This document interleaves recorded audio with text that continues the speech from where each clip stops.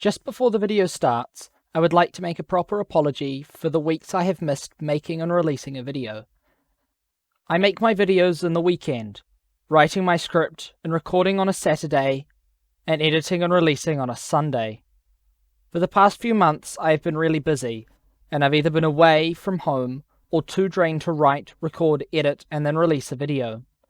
I can't guarantee that this pattern is over, but it has definitely been paused while New Zealand is fighting its latest COVID-19 cases. In light of this fact, this is going to be a different sort of video to the type I normally make. These are my top 5 tips for playing the cycle. While these are useful and may help you on your road to prospector fame and glory, there are many other tips not in this video that could aid your journey.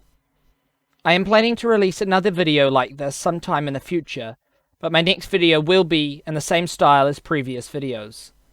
Do let me know which aspect of the cycle you want in my next video. Now, without further ado, and in no particular order, here are some of my 5 top tips for surviving the cycle.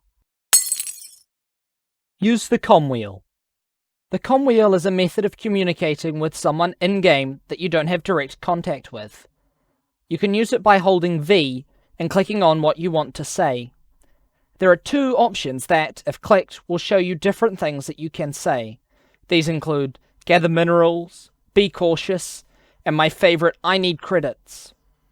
The wheel is incredibly useful for you when you're running with a random, especially in squads. The winning team is usually the most coherent, and having a loose cannon that you're unable to communicate with can often lead to you losing or getting foamed.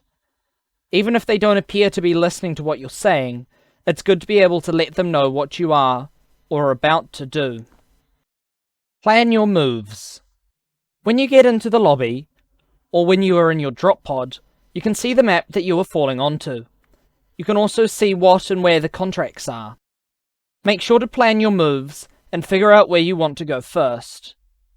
And make sure to have several destinations in mind in case your contract is being contested by a hostile prospector.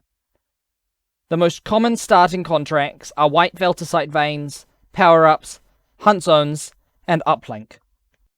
Use your pistol when travelling by foot. Each weapon has a set speed that you can travel at when you are holding it.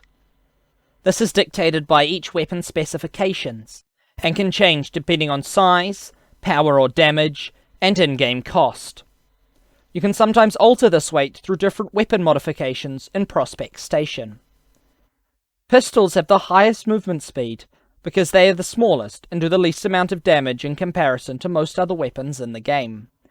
Make sure to switch to it when you are travelling long distances or running away from something like another prospector. Use the terrain. Each cycle map is painstakingly created, tested, changed and balanced to provide optimal gameplay experiences. Make sure to use the terrain to your advantage. For example, you regain health after not being damaged for a certain amount of time. If you use terrain such as rocks, gullies, hills and trees to break the line of sight of a hostile prospector so they can't damage you, you can regain health. You can also traverse the terrain differently depending on your suit. Boxers have to be careful about gaps and cliffs, while Dragonfly users can negotiate these obstacles with relative ease. This allows for prospectors with different suits to gain different advantages over other prospectors. Customize your loadout for you. I often get asked what is the best weapon or modification for an item. Usually my answer is whatever works for you. I have played many hours of the cycle, and I can say with 100% confidence that the only way to win is by having a loadout that works for you. Make sure to fiddle and mess around with the many different weapons, abilities, and modifications that the cycle has to offer.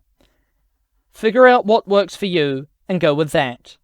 Don't worry what people say is the best, or what weapons a really good player has. The only way to be as good as the best is not by copying them, but by figuring out what works for you.